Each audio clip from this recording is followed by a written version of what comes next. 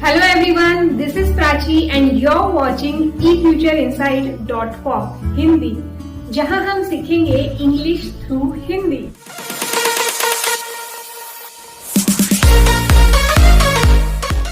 अब हम देखेंगे 30 days English speaking challenge day 13। यहाँ हम देखेंगे स्थान सूचक यानी प्लाटियल शब्दों से बने वाक्य। यहाँ हम प्रेपोजिशन का इस्तेमाल करेंगे। अंग्रेजी भाषा की वाक्य रचना में प्रेपोजिशन का बड़ा महत्व है, इसलिए हमें इसका बारीकी से अभ्यास करना जरूरी है। कुछ प्रेपोजिशन का यूज समय या स्थान दर्शाने के लिए होता है और कुछ प्रेपोजिशन का यूज गति दर्शाने के लिए होता है। On, at, into, in, of, to, by, which, besides, between, among, over, इसका यूज करके सेंटेंस कैसे बनते हैं इसका बारीकी से अभ्यास करेंगे। तो चलिए शुरू करते हैं। तो हमारा पहला सेंटेंस है, पुस्तक बक्से पर है। The book is on the box. The book is on the box. Computer मेज पर है। The computer is on the table. The computer is on the table.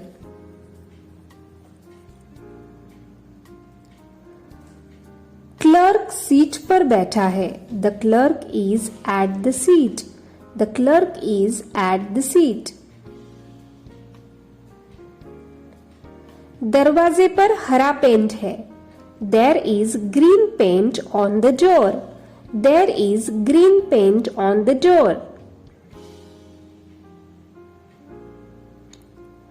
पिताजी दरवाजे पर खड़े हैं। Father is standing at the door.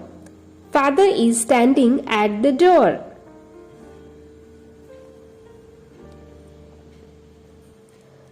मैं आपको घर पर मिलूंगा।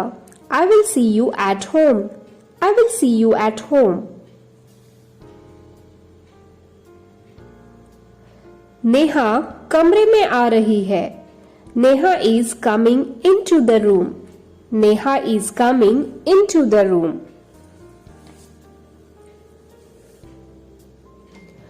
ऋषभ और रीचा दोनों कमरे में है। Rishabh and Richa both are in the room. Rishabh and Richa both are in the room.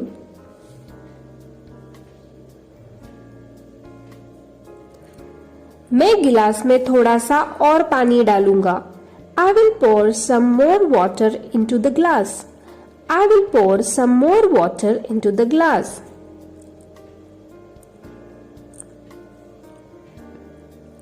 लोग नदी में स्नान करते हैं।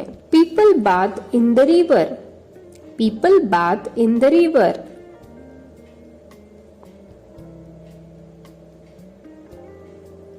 हम बेंच पर बैठते हैं, किंतु पिताजी आराम कुर्सी पर बैठते हैं। We sit on the bench but father sits in the arm chair. We sit on the bench but father sits in the arm chair.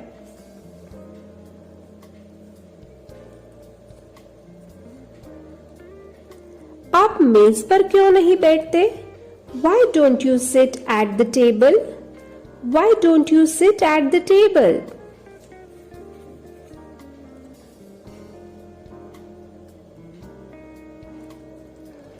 Floppy को कंप्यूटर में डाल दो। Fit the floppy into the computer. Fit the floppy into the computer.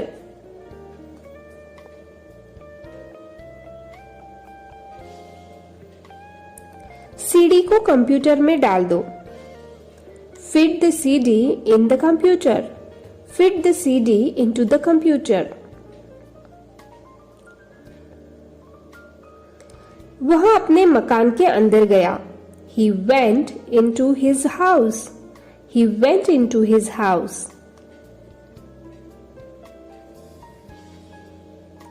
पत्र courier द्वारा भेजा गया। The letter was sent by courier. The letter was sent by courier.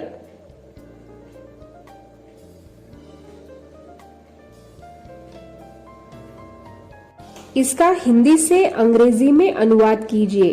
Please translate this from Hindi into English. Please translate this from Hindi into English.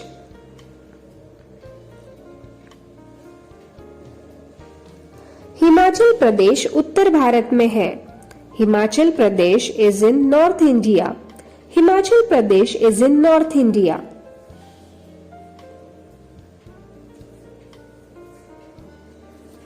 Nepal Bharat के उत्तर की ओर है।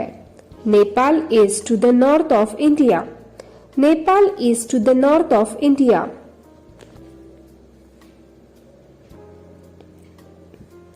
किसी व्यक्ति को उसके कपड़ों से मत जानो।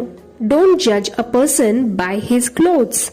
डोंट जज a person by his clothes.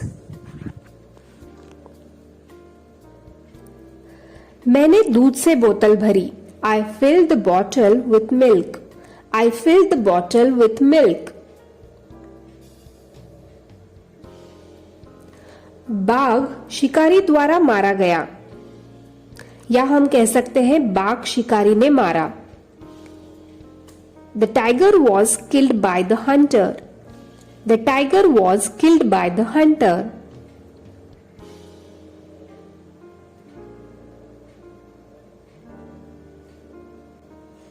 वह अपने भाई के पास खड़ा हुआ। He stood beside his brother. He stood beside his brother.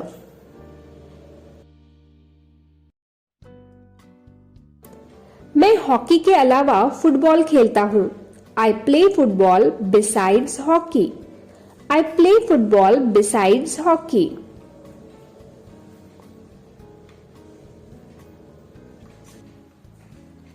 मिठाई को कीर्ति और सौरभ के बीच बांट दो। Divide the sweets between Kirti and Saurabh. Divide the sweets between Kirti and Saurabh.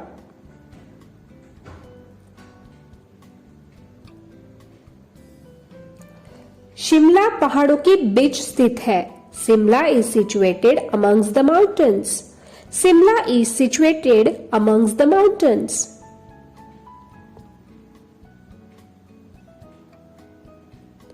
वह सिद्धांत प्रिय व्यक्ति है। He is a man of principles. He is a man of principles. Yamuna नदी पर पुल है। There is a bridge over the Yamuna river. There is a bridge over the Yamuna river.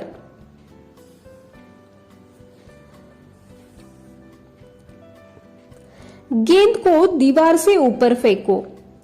Throw the ball over the wall. Throw the ball over the wall.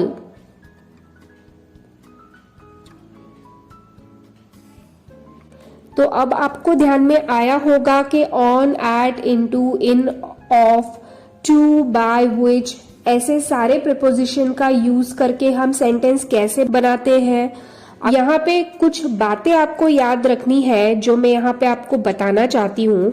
सबसे पहले at, on, in, which, by ये सारे preposition हमें स्थान दर्शाते हैं और काल दर्शाते हैं। नेक्स्ट, ऑन और एट दोनों का अर्थ पर है और बाय यानी के द्वारा और विथ का अर्थ होता है के साथ। तो ऐसे छोटे छोटे डिफरेंसेस इनमें है जो आपको याद रखने हैं। इसके साथ ही बिटवीन यानी दो व्यक्तियों या वस्तुओं के लिए आता है। अमंग हम यूज करते हैं दो से अधिक व्यक्तियों के साथ। आई होप आपके समझ में आ रहा है। अब ये एग्जाम्पल देखिए, Kamala is going in her room. ये एक गलत सेंटेंस है, हमें बोलना चाहिए Kamala is going into her room. यहाँ दोनों सेंटेंस का मतलब है बाहर से कमरे के अंदर जाना, न कि अंदर चलना फिरना। इसलिए इनटू का यूज करना ज्यादा जरूरी है। इन का प्रयोग वहां होता है जहां यह अर्थ निकलने की वह कमरे के अंदर ही कोई काम कर रही है। ठीक है, अब और कुछ एग्जाम्पल्स देखिए। कमला अपने कमरे के अंदर है, Kamala is in her room. और नेक्स्ट एग्जाम्पल है कमला अपने कमरे के अंदर सो रही है, Kamala is sleeping in her room. तो ऐसे छोटे छोटे डिफरेंसेस है जो आपको समझने हैं, वो जितनी ज्यादा आप प्रैक्टिस करोगे उतने आसानी से आप समझोगे। तो मैं यही चाहती हूँ कि जो आज हमने प्रेपोजिशन सीखे हैं वैसे ही आप भी बहुत सारे सेंटेंस बनाओ, कमेंट में लिखो, प्रैक्टिस करो। अगर आपके समझ में नहीं आ रहा है तो आप फिर से वीडियो देख सकते हैं और बोल के प्रैक्टिस कर सकते हैं। ऐसे ही career guidance communication skill related video देखने के लिए चैनल लाइक, शेयर और सब्सक्राइब करें। चलिए तो फिर मिलते हैं नेक्स्ट वीडियो में। Till then bye bye, keep practising.